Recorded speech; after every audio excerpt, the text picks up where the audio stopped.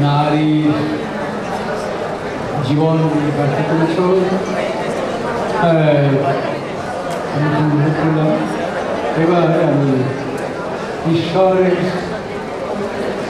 ভূমিকা আহ্বান করতে বলছি দেবাশিসকে, ঈশ্বরের বিতর্কে বোধ করি আমার এই কথা বলবার জন্যই যে মাননীয় সভাপতি।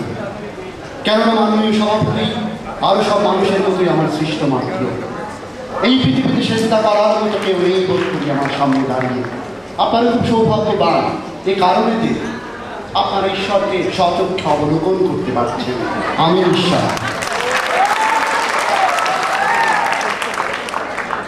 এই যে নারী একটু আগে যে কিনা আমার সৃষ্টি, যাকে কিনা আমি আদমের পাজরের হাত থেকে সৃষ্টি করেছিলাম, সেই নারী আজ আমারই সামনে দাঁড়িয়ে এই মঞ্চে এসে বলে গেল, ঈশ্বর তুমি মানুষ হও।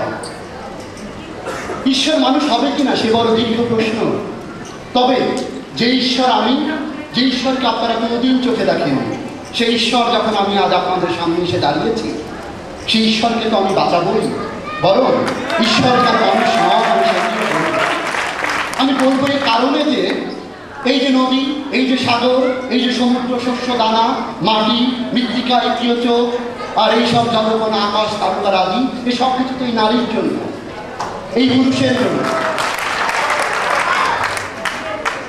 আমি তোমাকে শরীর দিয়েছি, আমি তোমার হাত নির্মাণ করেছি শিল্পীর মতো নিপুণতায়, আমি তোমার দুটি পা তৈরি করেছি গভীর অর্থবহ একটি অনুরাগ থেকে, আমি তোমার পাকস্থলী সৃষ্টি করেছি, আমি তোমার দুটি আয়তন চোখ তৈরি করেছি সব কিছু দুর্যোগ করে দেখবার জন্য, আমি তোমাদের জন্য ধর্ম সৃষ্টি করেছি, আমি ধর্মগ্রন্থে কথা বলবার চেষ্টা করেছি, তোমরা ঈশ্বরকে নিয়ে নয় বরং সৃষ্টি নিয়েই কথা বলো।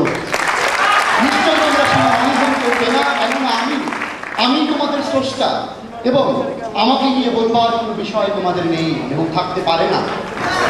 আজকে তোমরা যে কথায় বলো, যে ভাষায় কথা বলো, পৃথিবীতে হাজার হাজার ভাষা, আমি সৃষ্টির সে আদিতে, সেই ঘোর কৃষ্ণবর্ণ অন্ধকারের মধ্যে আমি ঈশ্বর, আমি স্বয়ম্ভূ।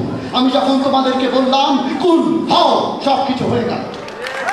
এরপর থেকে তোমাদের সামনে দৃশ্যমান জগৎ, এই গ্রাম, শহর, নগর, জনপদ, হাট, বাজার, লোকালয়, গৃহবন, দেবালয়, সব কিছু আমি এরপর বললাম ইকরা পড়ো, তোমরা পড়তে শিখবে।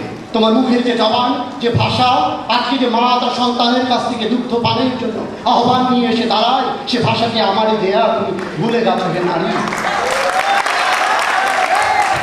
আমি পুরুষকে সেই ক্ষমতা দেই না যাতে সন্তান উৎপাদন করতে পারে। আমি সেই ক্ষমতা তোমাকে দিয়েছি, কেননা তুমি সৃষ্টিশীল। তুমি কথা বলে, কথা বিশ্বাস করে আপ্লুত হতে পারো যে তোমরাই সৃষ্টি করতে জানো, পুরুষরা নয়। এর চেয়ে বড় সান্ত্বনা হতে পারে। এবারে আমি বলি নারীও ঈশ্বর বটে, কেননা যে আমি জগৎ ধারণ করি আমার গর্ভে, সে আমি পুরুষ কিংবা নারী নই, কেননা আমি ঈশ্বর। এবং তোমাদের এই মানুষেরা তোমাদের এই চিন্তা চেতনার প্রক্রিয়ার মধ্যে দিয়ে তোমরা এই কথা আবিষ্কার করতে সক্ষম হবে না যে ঈশ্বর নারী কিংবা পুরুষ। আমি দুইয়েরই অতীত, আমি সময়ও নই। আমাকে তোমরা 2010 সালের এই আজকের দিনটিতে এই মাহেন্দ্র ফলে আমাকে উপস্থিত রাখতে পারবে না। এই আমি হাজার হাজার কোটি কোটি কিংবা তোমাদের গণনার সাল যেখান থেকে শুরু হয়েছিল, সেই সূর্যের জন্মলগ্নের আগে আমার অস্তিত্ব ছিল। এই পৃথিবী ধ্বংস হয়ে যাওয়ার পরেও এই ঈশ্বরের অস্তিত্ব থাকবে। কেননা তোমাদের এই সমাজ, তোমাদের এই সংসার আমি তৈরি করি নাই। কেননা আমি অনুসংহিতায় কথা মনুকে লিখতে বলি নাই যে নারী ছোটবেলায় মায়ের কাছে থাকবে, বাবার কাছে থাকবে, যৌবনে সে স্বামীর হস্তগত হবে, সে বৃদ্ধ হলে গিয়ে পরে সন্তানের করগত হবে। আমি বলি নাই মানুষ বিভাজনের কথা। এমন কোন ধর্মগ্রন্থ যা নাযিল হয়েছে আমার পয়গম্বরের মধ্যে দিয়ে, সেই ধর্মগ্রন্থগুলিতে এমন কোনো কথা দেখানো যাবে না যাতে আমি মানুষে বিভাজন তৈরি করেছি। এই মতলবের মানুষেরা তোমরা ধর্ম নিয়ে বাড়াবাড়ি করেছো। আমি আমার পবিত্র কিতাবে আমি বলেছি এ কথা মুহাম্মদকে, যে ধর্ম নিয়ে তোমরা বাড়াবাড়ি করো না। আমি বলেছি হত্যাকারীর কোনোদিন বেহেশত লাভ হবে না। আমি সেমিটিক রিলিজিয়নে গিয়ে, আমি বাইবেলের ওল্ড টেস্টামেন্টে গিয়ে আমি বলেছি এ কথা যে ধনীর কোনোদিন স্বর্গলাভ হবে না, বরং সুয়ের একটি ছোট্ট ছিদ্র দিয়ে একটি উট প্রবেশ করে যাবে। এরপরেও তোমরা ধন সম্পদ অর্জন করছো, এর দায়ভার তো আমার নয়। আমি তোমাদের জন্য বেহেশত এবং নরকের ধারণা তৈরি করেছি। তোমরা যদি সৎ কাজ করো, তোমরা যদি তোমার প্রতিবেশীকে, তোমার বন্ধুদের জন্য পবিত্র কাজ করো এবং তাদেরকে দেখভাল করো, তাহলে তোমাদের জন্য পরকালে রয়েছে বেহেশতে। আর যদি তোমরা অন্যায় করো, যদি তোমরা ধ্বংস করো, যদি তোমরা সৃষ্টি এবং স্রষ্টার মধ্যে পার্থক্য বিভেদ করার যে ঘোষণা করো, সে ধরনের কোনো কর্মে তোমরা প্রবৃত্ত হও, তোমাদের কোনোদিন স্বর্গবাস হবে না। আমি এই কথা বলতে চাই, আমি ঈশ্বর, এই ঈশ্বর নিয়ে অনেক বিতর্ক আছে, সেজন্যই আমি হাজির হয়েছি। কেননা এই বিশ্বে কোনো ধর্ম বলছে ঈশ্বর একটি, কোনো ধর্ম বলছে দুইটি ঈশ্বর, কোনো ধর্ম বলছে তিনটি কিংবা অযুত কিংবা কোটি কোটি ঈশ্বর, কিংবা আমি কোনোটিই নই। আমি যে কি আসলে তোমরা তা কোনোদিন জানতে পারবে না। আমি আসলে তোমাদের যাবতীয় ধারণার অতীত।